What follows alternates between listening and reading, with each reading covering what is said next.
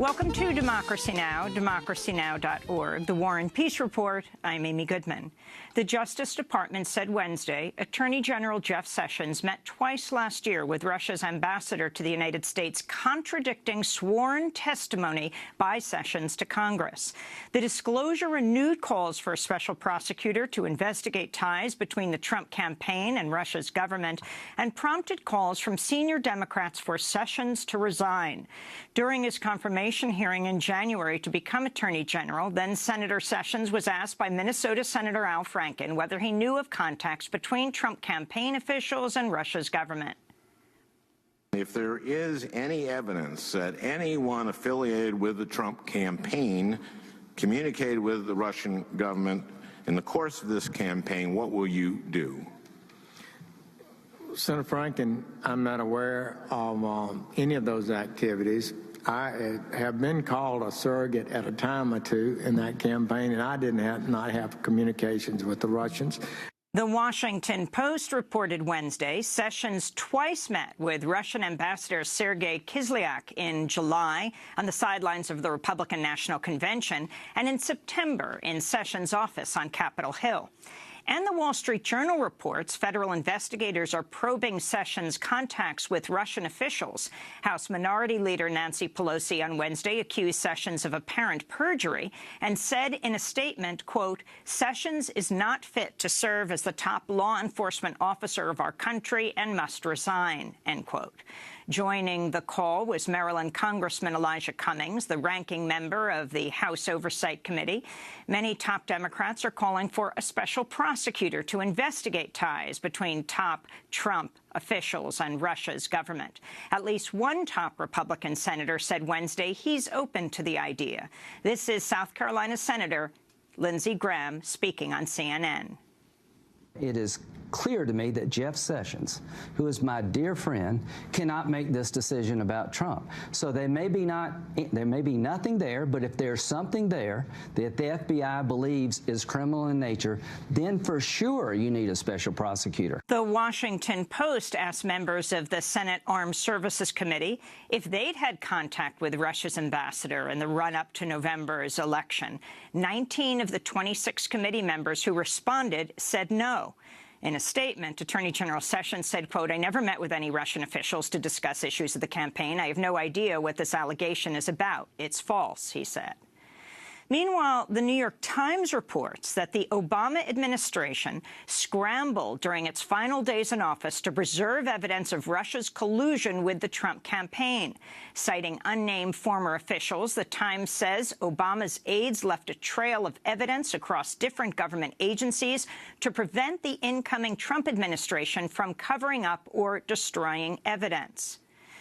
The White House is seeking to dramatically reduce the power of the Environmental Protection Agency, slashing dozens of programs and laying off 20% of the EPA staff. The plan calls for the complete elimination of EPA programs on climate change, toxic waste cleanup, environmental justice, and funding for Native Alaskan villages. It would slash funding to states for clean air and water programs by 30%. In a statement to the Washington Post, William Becker of the National Association of Clean Air Agencies said, quote, "These cuts, if enacted by Congress, will rip the heart and soul out of the National Air Pollution Control Program and jeopardize the health and welfare of tens of millions of people around the country." Former Republican Congressmember Ryan Zinke was sworn in Wednesday as Secretary of the Interior. Vice President Mike Pence administered the oath of office in a ceremony at the White House. We're confident that your record of leadership, integrity, and public service will see to our nation's great natural resources and treasures as if they were your own. You'll look after and be a steward of the interior of this nation and the vast natural resources of this nation with the same commitment to principle and integrity that has characterized your life. Former Congressmember Ryan Zinke has long promoted mining and logging on federally held lands. He's indicated he's open to reversing a ban on oil drilling in the Arctic. Zinke has also denied scientists have proven the human impact on climate change. In climate news, new research finds spring is arriving in the Northern Hemisphere far earlier than it did a decade ago. The report in the journal Biology Letters found that spring arrived 22 days ahead of normal in Washington, D.C. this year, while in the Arctic, some plant species began sprouting nearly a month earlier than normal. Meanwhile, an Argentine research base in Antarctica reported Wednesday it recorded a record high temperature of 63.5 degrees Fahrenheit. The findings are consistent with models for global warming and came as the last 3 years were successively the hottest on record. In immigration news, ICE officers arrested 22-year-old undocumented immigrant Daniela Vargas in Jackson, Mississippi Wednesday, shortly after she spoke out publicly in a news conference about the detention of her family. The arrest further stoked fears that the Trump administration is cracking down against dreamers, immigrants brought to the U.S. as children who receive permission to live and work in the U.S. under President Obama's DACA program, the Deferred Action for Childhood Arrivals. At the time of her arrest, Vargas had a pending application for renewal of her DACA status. Meanwhile, police chiefs from cities across the U.S. are resisting a move by the Trump administration to enlist local police officers to help deport undocumented immigrants. The White House plan would also withhold federal funds from sanctuary cities that refuse to cooperate with federal immigration authorities. In a joint letter sent to Congress Tuesday, 61 sheriffs and police chiefs wrote, quote, "We can best serve our communities by leaving the enforcement of immigration laws to the federal government. Threatening the removal of valuable grant funding from jurisdictions that choose not to spend limited resources enforcing federal immigration law is extremely problematic," they said. President Donald Trump wants to give Defense Secretary James Mattis and other top military officials a freer hand to launch military raids overseas without presidential approval. That's according to the Daily Beast, which reports the move could give wide latitude to generals to launch operations like the raid in Yemen that cost the life of a Navy SEAL and killed 25 civilians, including 9 children under the age of 13. President Trump told a joint session of Congress Tuesday the Yemen raid captured large amounts of vital intelligence that would prevent future terrorist attacks. But NBC News reports multiple military sources said raid produced no actionable intelligence. Meanwhile, a top UN official said U.S.-backed Saudi-led airstrikes are exacerbating Yemen's humanitarian catastrophe. UN Emergency Chief Coordinator Stephen O'Brien spoke to reporters while touring southern Yemen. The best humanitarian solution for all the Yemeni people is the conflict stops, the guns fall silent. That's the best. And in the meantime, we have to do everything we can to support the people who have needs of food, of water, of warmth, and of medicines. And we need to also make sure that we do everything we can to protect civilians from the terrible threat of war and all the terrible abuses that go on. O'Brien called for an end to a Saudi blockade of Yemen's ports to allow food and medicine to arrive. The UN warns some 14 million Yemenis are hungry and at risk of famine. In Iraq, residents of the besieged city of Mosul say an airstrike leveled a mosque and flattened nearby homes, killing both ISIS fighters and civilians. At least 3 witnesses told Reuters they were unable to count the number of dead because the situation remained too dangerous. A Pentagon spokesperson said he wasn't aware of a strike targeting the mosque. The blast came as a coalition of U.S., Kurdish, and Iraqi forces seized control of the last major road out of Mosul Wednesday, trapping ISIS militants in the western half of the city. In Afghanistan, the Taliban's claiming responsibility for attacks across the capital, Kabul, Thursday, which killed 16 people and wounded dozens more.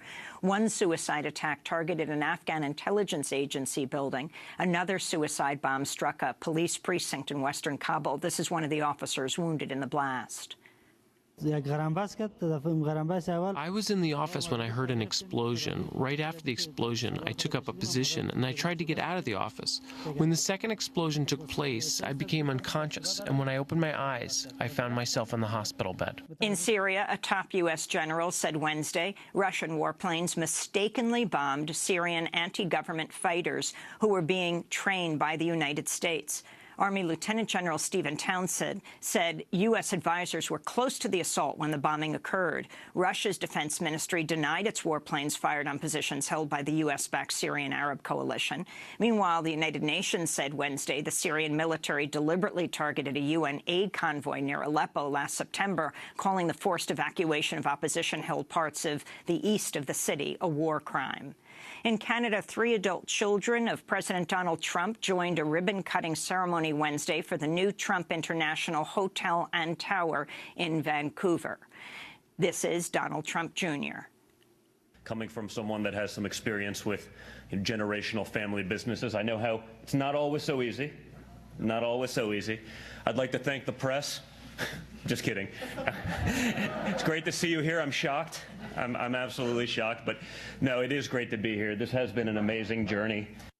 Protesters gathered outside Wednesday's ribbon-cutting ceremony, which also featured Eric and Tiffany Trump, where protesters chanted and held signs proclaiming, "Love Trump's hate." CNN reports the Vancouver high-rise will cater to wealthy investors like an executive at a major Abu Dhabi bank seeking to park their money in real estate investments. The Trump Organization doesn't directly own the tower, but will instead collect licensing fees from the project's owner. Many government ethics experts say the investment puts President Trump at risk of violating the Emoluments Clause of the Constitution, which prohibits people holding federal office from accepting payments from foreign governments. We'll look at President Trump's link to that Vancouver tower after headlines. In Georgia, a judge handed down the final 2 sentences this week against a group of 15 white people who terrorized black residents of the city of Douglasville, driving around town in pickup trucks emblazoned with Confederate flags, shouting racial slurs and threatening to shoot black people. Witnesses testified over 2 days in July of 2015. Members of the group, which called itself Respect the Flag, shouted the N-word at black motorists, harassed customers at local businesses. At one point, the group drove onto the property of a black resident who was holding a birthday party for an 8-year-old child, shouting death threats and pointing a gun at the children.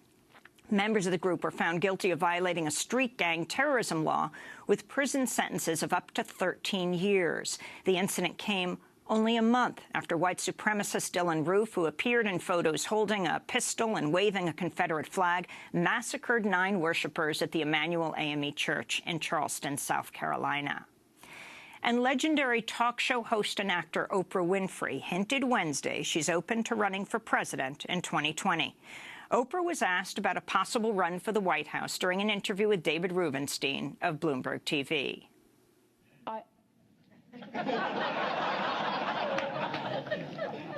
I actually never thought that was, I never considered the question even a possibility. I just thought, oh. And those are some of the headlines. This is Democracy Now!, democracynow.org, The War and Peace Report. I'm Amy Goodman.